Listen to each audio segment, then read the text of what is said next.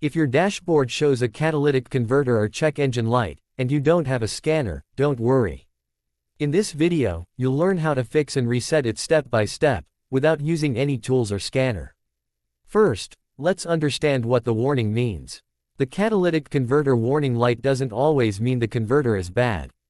It usually appears when your engine isn't burning fuel correctly. This can be caused by bad fuel, a dirty air filter, worn-out spark plugs, or even a loose gas cap. Fixing these small things often clears the light by itself. Next, check the simple things first. Start with the basics. Check your air filter, clean or replace it if it looks dusty or dark. Check your engine oil, make sure it's at the correct level and not too dirty. Tighten your fuel cap until it clicks. And for your next full tank, use high quality or premium fuel, it helps clean the system. Then, help clean the converter naturally. If your catalytic converter is slightly clogged, you can clean it without removing anything. Fill your tank with good quality fuel.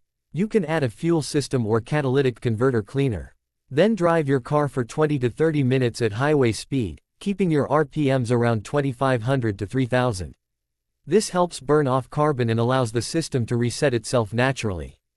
After that, try a manual reset without a scanner.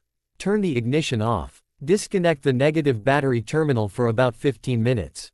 Reconnect it, start the car, and let it idle for a few minutes. This clears temporary error codes and restarts the car's computer memory. Finally, take a short test drive. Drive normally for 15 to 20 minutes. If the light stays off, great, problem solved. If it comes back, the issue might be deeper, like an oxygen sensor or a blocked converter. But at least you've already done all the easy checks first. Most of the time, it's something small, not a costly repair. If this helped, give the video a like, subscribe, and comment your car model so I can make a guide for your vehicle next.